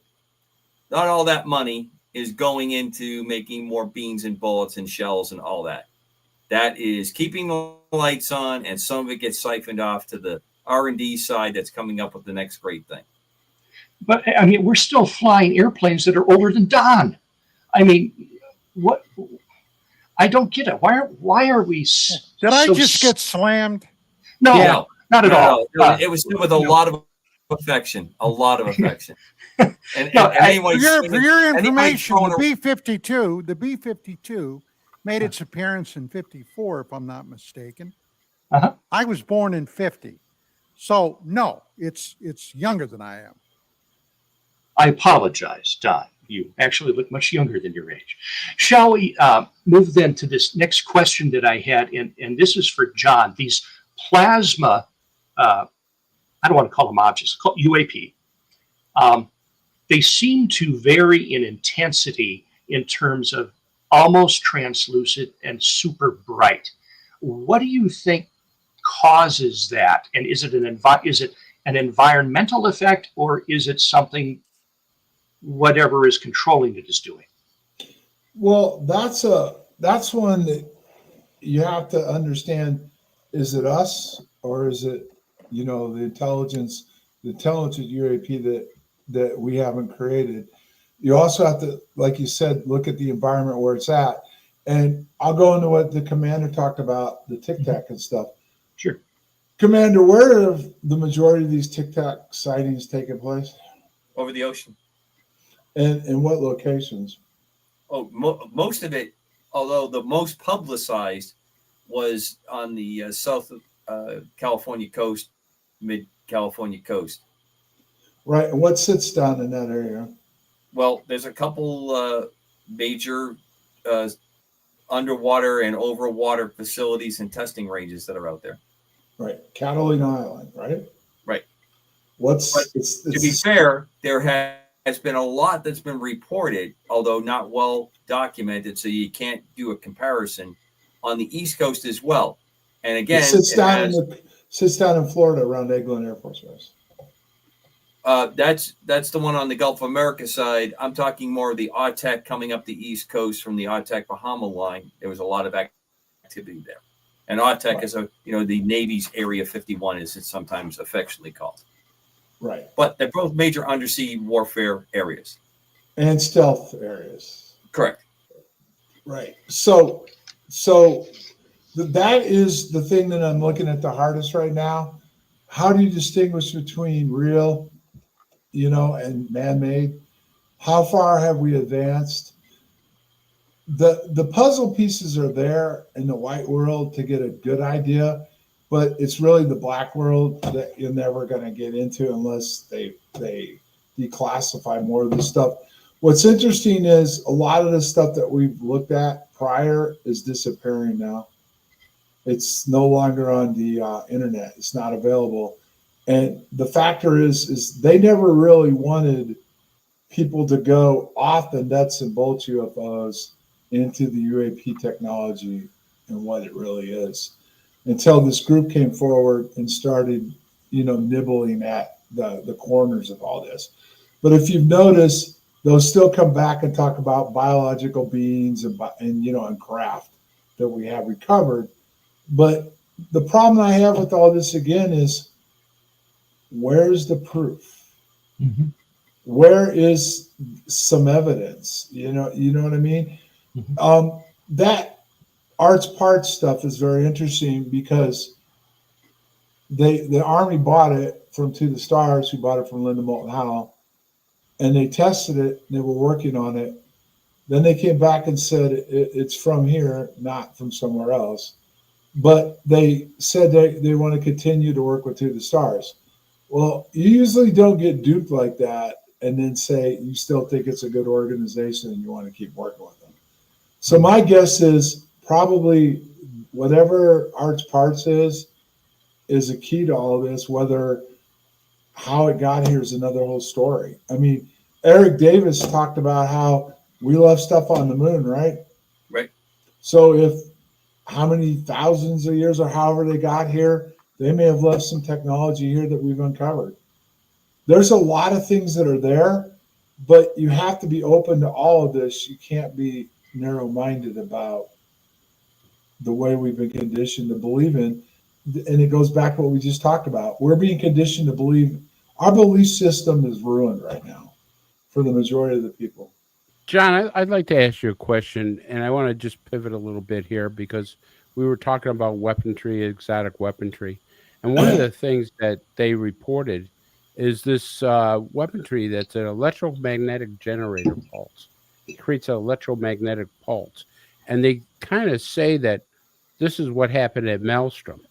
What's your take on that? The SAGE radar system was involved in creating UAPs. The radar system itself is what started the whole Foo Fighters and everything else, including the plasma cannons that the Germans were working on. The Germans did have a plasma cannon, right? They had a plasma cannon that they were shooting up at the aircraft. Okay. So the fact of the matter is this is when, well, actually I was told by somebody inside that this was really something they started looking really closely at back in the 30s. And the Germans were there. They were ahead of all of this. So the first question is who are these guys? Mm-hmm. How come they were so much farther advanced in all of this than the rest of the world is? What made their scientists better? And then you have to ask the fact that SAGE was tied directly into the missile launch systems. The entire northern tier bases that had their encounters were all tied into the SAGE system. All of these different SAGE radars were tied into the missile launch systems, and over the horizon radar was up there.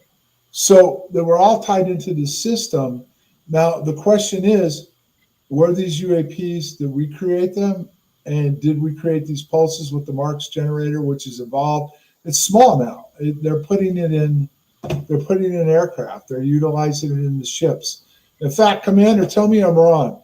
Did the Stennis get delayed because it's being equipped with that type of technology? John, if I knew, I couldn't even say. Okay, I understand, but the point being is all these aircraft carriers that are going in and getting refitted right now are getting the newer ones in the Nimitz class are all have this capability in it now. The lasers and systems, the Zumwalt class does, and the Ford does, and all the new ones going forward do. Everything's changing. Yeah, that's been reported in the news, John, about destroyers getting the new laser systems. Yeah, but I'm just saying it's all there. The question is, it all ties back to the UAP, and then it ties back to what Don said. These very same individuals have been working on this. I mean, Putoff started out at the DIA and Stanford Research Institute. And guess who's been involved in all this? Actually, he started out at Scientology. No, he started out with the Navy. I'm talking about he was in the Navy, went to the DIA, and then left the DIA and went to SRI. But before all that, he was a Scientologist, a very high level Scientologist. That was later. That wasn't back in the 60s. That was before. That isn't what I found. But okay, fair enough. The bottom line is these guys are there because they've been on the cutting edge of where we're going to end up. And just like the Stargate program they ran. So it's there. And unfortunately, part of this whole thing is countermeasures. I do have a question, Commander, because I cannot get a straight answer. Do you know the latest fighters, when they do that turn and they swivel around and there's that something that they create? What does that affect? So when you depressurize, when you do such a radical maneuver and they're using the engine thrust of vector, you'll see the same thing happen when a plane G's up quite a bit. If the atmosphere has enough moisture, you're creating lower pressure on the upper part surface of the wing or the airfoil to the bottom part. When you rapidly drop. Did we lose him? I think we lost him. That's why you see those famous pictures of when they break the sound barrier. When you break the sound barrier, you'll see cones form up on some pictures that capture them. It's that main internet, Chris. Yeah, I don't think they want Commander to talk. You're breaking up, Commander. Well, you guys have been popping on my screen. Can you hear me now? Yeah. Yeah. All of a sudden, when you start talking about technology, the last 3 times you start breaking up. All I'm saying is you create a lower pressure, a physical lower air pressure on the upper part of the wing when you're maneuvering like that. If there's water vapor present, that's why you will see it rapidly show up. And it'll pop up in there and then almost as quickly when the... I don't think they want him to talk about it. Right when he gets to the good part, he Right, Shut him right down. Every time you cut out, I'm serious. You're talking about regular stuff. Boom, boom, boom. I asked you about a couple of different things, and right away when you start getting into the technical stuff, you cut out every time. Oh, yeah. So it's the water vapor becoming visible because the pressure is dropping on the wing when you're maneuvering at that high load like that. That's what's causing that. That's Big not a Brother plasma. is alive and well. No. That's not a plasma effect at all, right? No. Okay. Now, what about when they went to supersonic speed? Is that manipulating space and time? In a way, yes, it is. Any one of us can manipulate space and time, especially by the constraints of what we call time, when we cross the international date line. If I go across the United States and I change. There he goes again. There he goes. I'm telling you, every time he's about ready to say something important, he gets cut out and stuff. All right, hey, John, I want to ask you about your book until Commander gets back. You wrote this book. What made you want to write this book with Toby? Well, it's 45 years. I've worked really hard on trying to understand what happened to us. The one thing I was guilty of, Padre, wasn't that it was nuts and bolts craft. Mm-hmm. I really, the 3 of us the night we had our experience, we couldn't explain it. Mm-hmm. So when we came back, we were trying to figure out what we were going to tell people. number one, and not sound crazy. But number two, if it's not us, what is it? But it never tied back to, I thought it was War of the Worlds or, a saucer or something like that. So over the years, I've met a lot of different people that have really been interested in me, studying me, looking at my DNA, my mind, all these different things, how I survived my encounter, and talking about advanced technology, reading different articles and papers and seeing how the government slowly leaks stuff out. The first time when the interest was shown to me was 88 when I did hypnosis. The guy that came down, I didn't know anything about him at the time because you didn't have access to now you can research people. He actually ran a company called the Brubaker Group, but he originally started working with the Learjet, transferred to GM, worked with Kit Green there. Then he went and started his own company, and he was the one that brought me into hypnosis, which was government controlled, which I didn't know until later. So I wanted to understand what it was, never mind the fact that it almost killed me. And then why is what happened to me so secret? I mean, I don't believe for 1 minute that the fact that they're keeping what happened to me secret or to what happened at Rendlesham secret because aliens visited Rendlesham. It's there. There's something deeper they're covering up. And it's starting to lead to our technology, our advancement in technologies, what plasmas are and everything else. And just for the case, I can't even get a copy of my DD Form 214. I've got another congressperson involved right now that I didn't understand why it got denied the first time. It didn't make a lot of sense until I got back what they was denied on. I applied for it, was blown off, just like the first time when I was trying to get my medical records. So I went to the congressperson that was my representative. You have to fill out a release form so they can represent you. I also had to fill out my request form again. So I filled them both out, sent them to the Congress's office. They submitted it to the record section. They came back and denied my request, not based on my request for my DD Form 214, and I did ask for medical records again just to see what would happen. But because my signature wasn't right for the request for the congressman to represent me. They accepted my request, but they wouldn't help me because of the fact that it didn't appear the congressman was supposed to represent me. That's the same thing that happened the first time. And then they play games, and then eventually the aide with Kyle was very good at understanding how this stuff is covered up in the secret, the classified record section. And then we advanced it, and then McCain broke the door open. But I want to know what happened to us, why it's so secret 45 years later. And I'm putting this all together and including the second book's going to talk about all the people that were involved, like the old hats at Don Collum and everything else, all the stuff that went on. I mean, did you all see the movie Phenomenon with John Travolta? Oh, yeah. That was me. That was the guy, the doctor that was working on him is Kit Green with me and Gary Nolan. They were doing a lot of the same stuff to me and trying to figure out about me exactly what was in that movie Phenomenon. And I'm going to lay this all out. So I guess my question is, we got a few minutes left. Do you guys just think they're just trying to keep people from knowing we're not alone? Or is there something deeper to this? Well, I personally think that there is a core secret to this phenomena, regardless of the acronym you use, UFO, flying saucer, flying disc, UAP. There is a core secret. And whatever that secret is, now this is my opinion, right?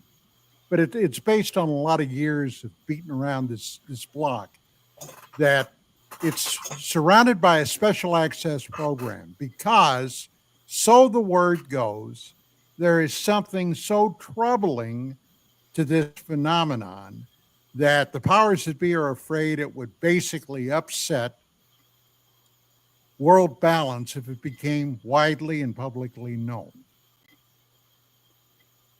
Next. I think it's deeper, and I think it's all interconnected. How so?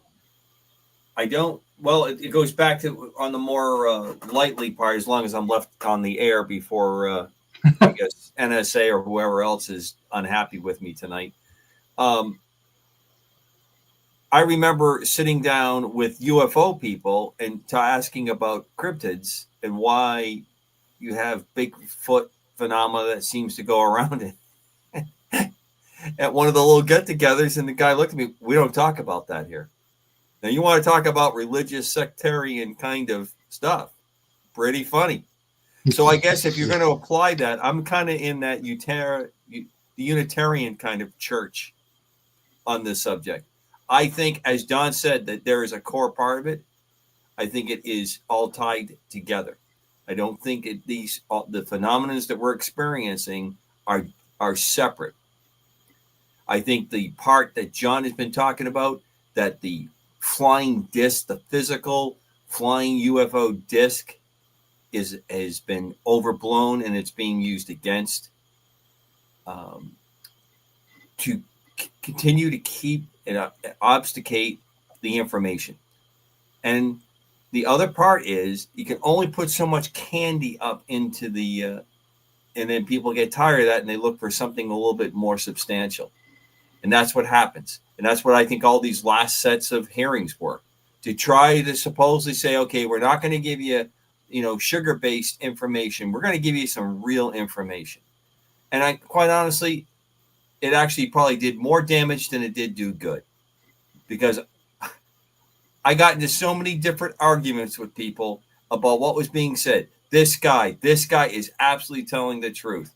And then you watch that guy, a whole group of people start to drop out information that never should have been released out of personnel records and files that's going on, gets spread around. And then some of the stuff that gets spread around isn't true, but it's laced up to true facts. And then all these other sub things going on. And if you step back and look at it and go, there's someone who's pulling the levers on this one, or the great line from, what was it, Plan 9 from Outer Space? Pull the strings. Ed Wood's great movie, Pull the Strings. That's what's going on. I think it is much deeper than if it's just something as simple as extraterrestrials and where our technology is. And it's connected. And when I mean connected, the unified field theory that science and physics is working on applies into all the other parts of our human endeavor. Am I next? All right, I'll tell you this, John. Well, first of all, I kind of agree with Don and Commander. I think there's something deeper to this whole thing that they're afraid to let out. But I also think that there's a lot of stuff that I think with these special access projects that they connect to the ufology, they're getting a lot of money, and that lot of money could be taken as fraud. And I think there's a lot that, let's say, has been pocketed into companies or people's pockets and things of that nature. And I think they're only going to let out so much because, one, once you get that little crack in, as we've seen with Elon Musk and the whole government, you get that little crack saying, hey, whoa, there's something here. Next thing you know, USAID and this program and that program, people are going rampant with fraud and stuff that we didn't even think would be happening, but it happened.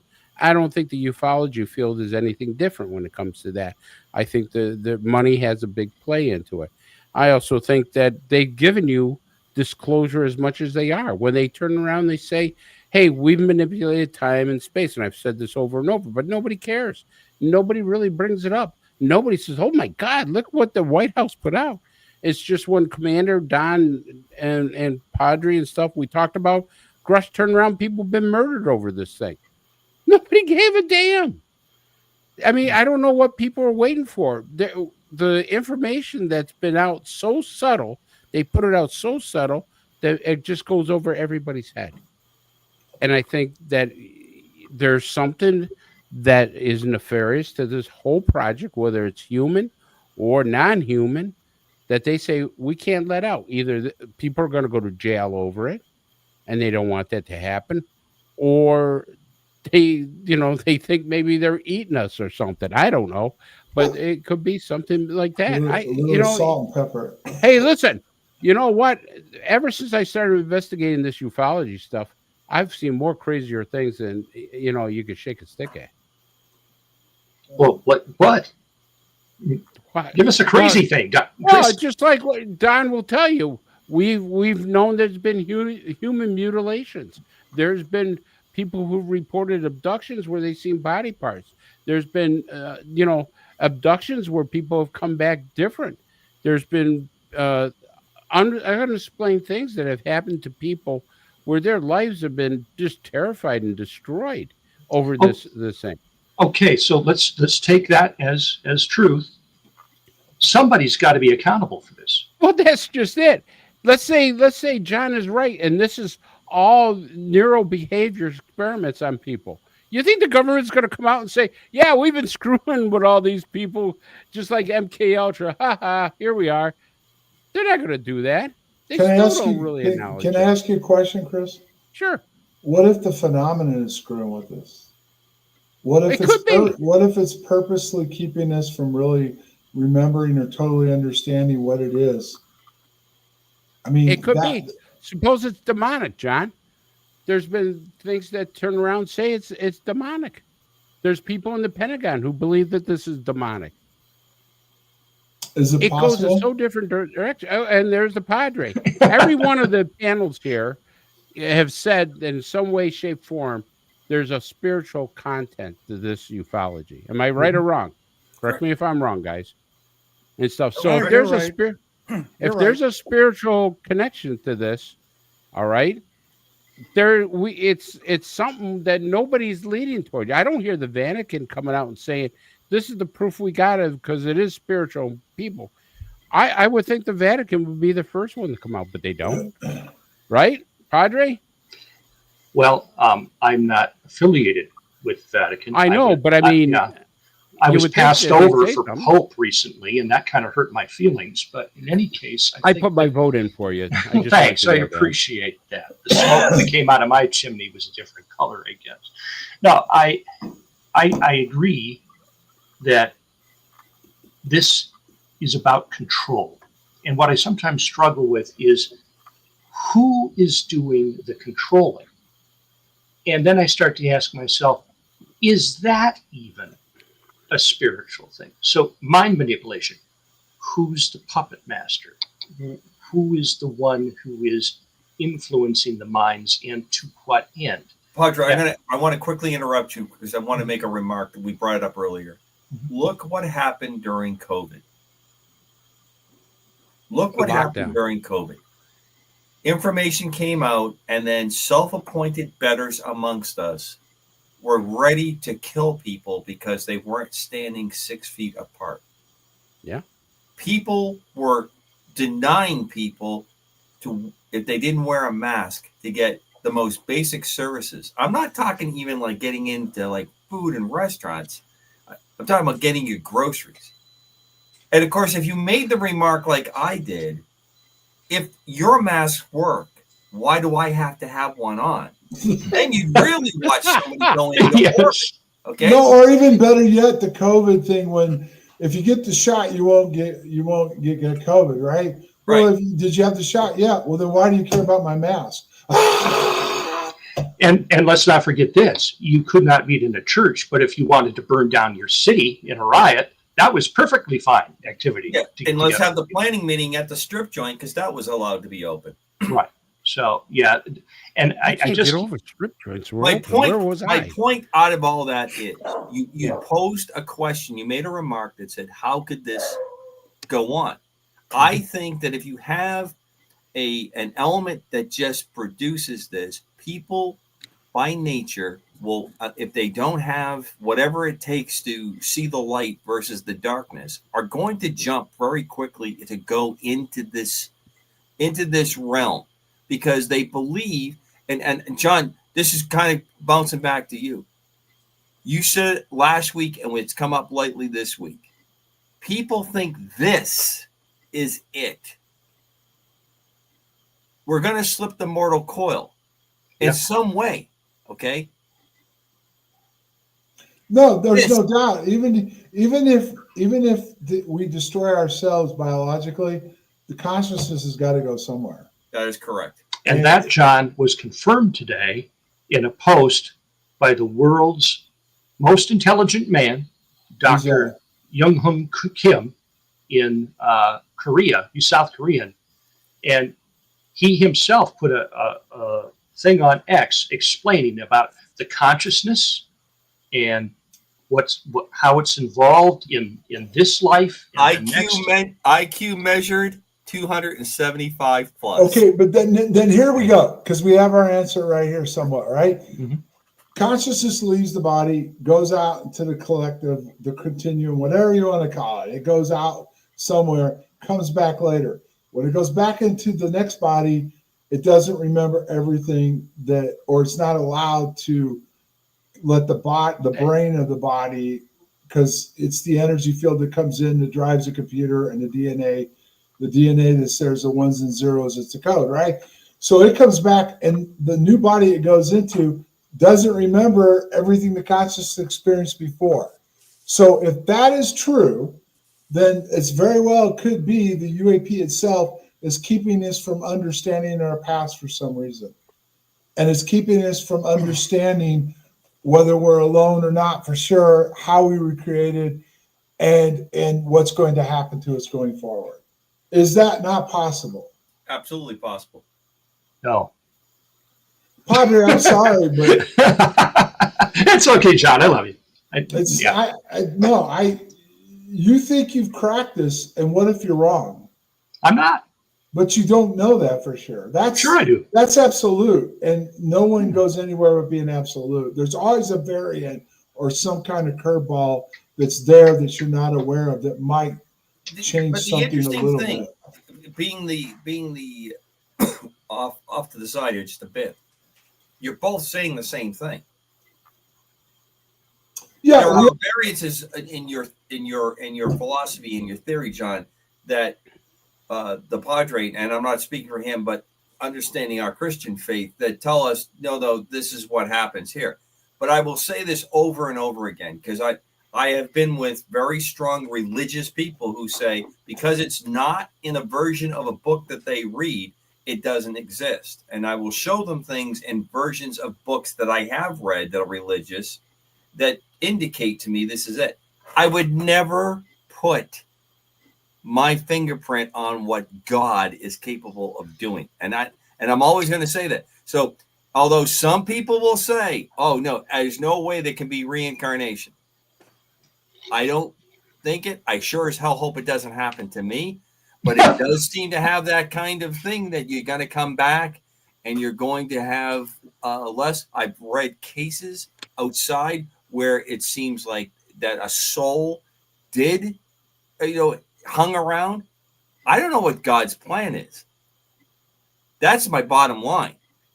So I think you both are working the same street, maybe a different side. Leave it to this way: whatever God's planning, we're going to screw it up. No, that's 100%, John. We're going to completely screw it up. Now, I'd like to say one thing before we close, and then Chris, if you got a question. War in the Shadows. We're about to make a major announcement about a documentary we're putting together that's going to involve major players that were involved in the Rendlesham incident. And it's going to go into the human factor about how our government is letting down military personnel. We were definitely had an encounter with the UAP. I'm being absolute, Padre, so you can hold that against me.